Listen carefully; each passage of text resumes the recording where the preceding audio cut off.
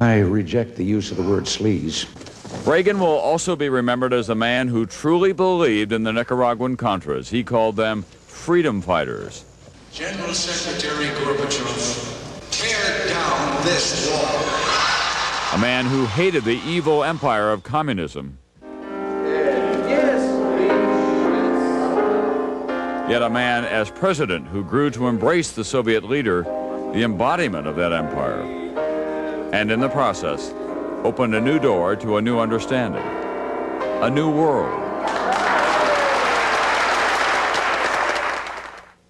One problem that perplexed President Reagan and became a personal crusade for his wife was drugs. It's estimated that 14.5 million Americans use illegal drugs.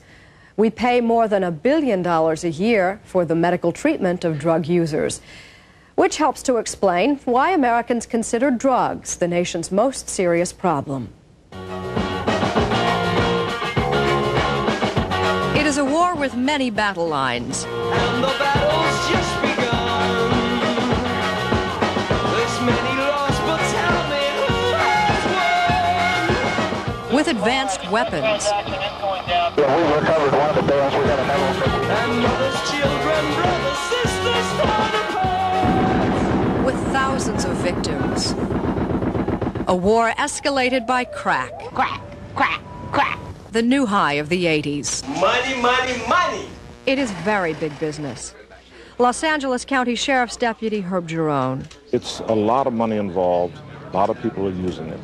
And what better place to look for street dealers than a gang? Gangs spread crack and violence across America.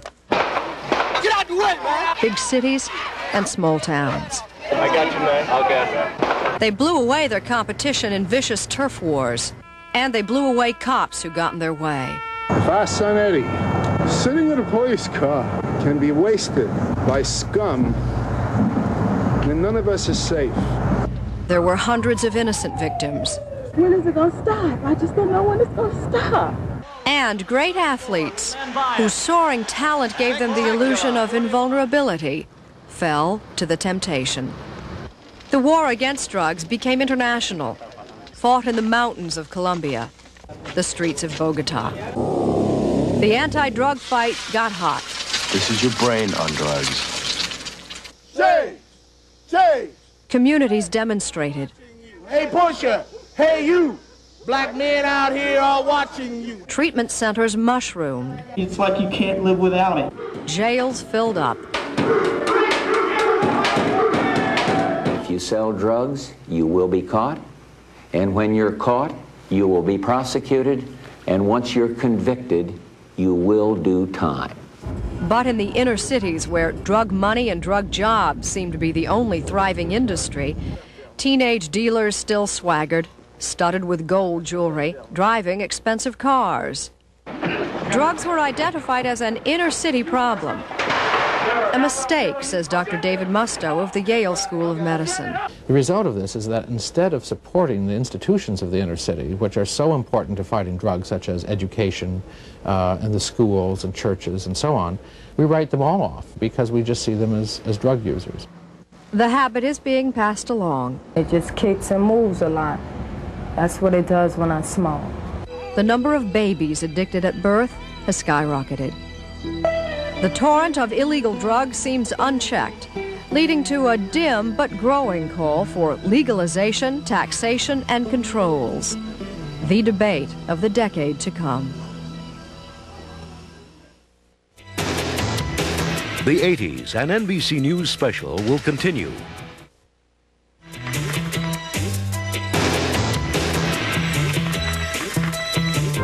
This is XE1 WPP in Mexico City, what's left of it. Good evening from Spitak, the Armenian town that was all but destroyed by the earthquake and the aftershock. Reports of a lot of damage to buildings throughout the San Francisco and the Oakland area. They have confirmed now 32 deaths in the eruption of Mount St. Helens, and at least 52 other people are still missing. South American country of Colombia, a nation in shock as a result of a violent volcanic eruption. Historic Charleston is hurting. Strong winds kicked up more fires in Yellowstone. And the environment is a tool to be used. The first dismissal related to the Chernobyl accident. including the sacking of the power station. We believe the EPA should ban LR and do it sooner, not later. It's safeguarding the ozone layer, that thin layer in the stratosphere that protects.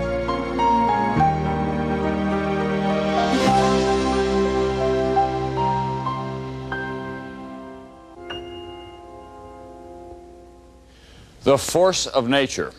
What is reassuring, of course, is that after you've seen the devastation at Yellowstone, Mount St. Helens, and San Francisco, you realize how quickly nature and man can recover. What's not reassuring is what we humans have done to our planet. We destroy more than 27 million acres of tropical forest a year. In the past 10 years, we Americans produced 1.5 billion tons of garbage. Through carelessness and waste, we are threatening this lovely place.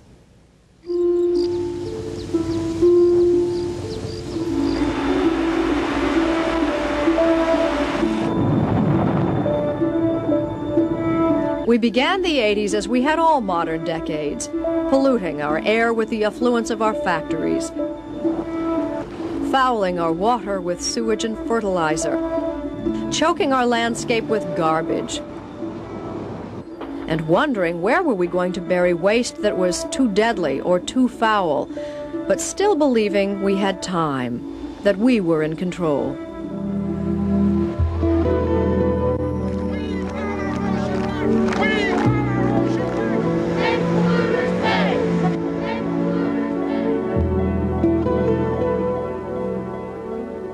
The survival of this beautiful Earth is not so sure anymore. Our very numbers threaten to kill life as we know it. The planet is vastly overpopulated by the simple standard that in order to maintain people today, we have to use up our one-time inheritance from the planet. That is, according to Stanford biologist Paul Ehrlich, in the past 10 years alone, we lost much of our rich topsoil and immeasurable amounts of the precious groundwater deposited by the last ice age.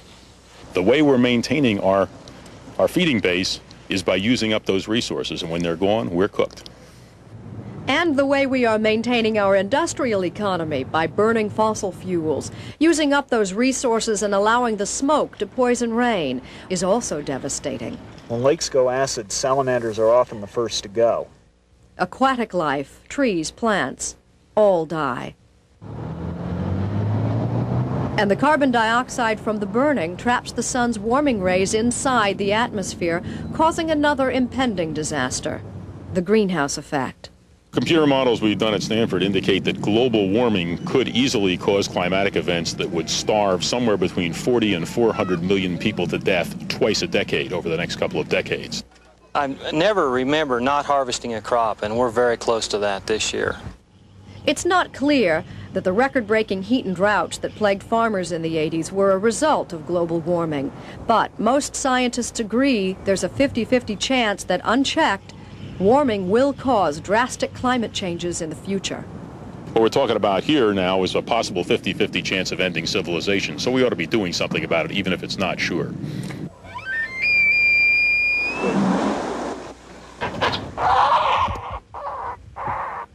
Extinction is final. When a species disappears, there's no second chance. Many beautiful and familiar animals are at risk, but scientists say those species are not our greatest concern.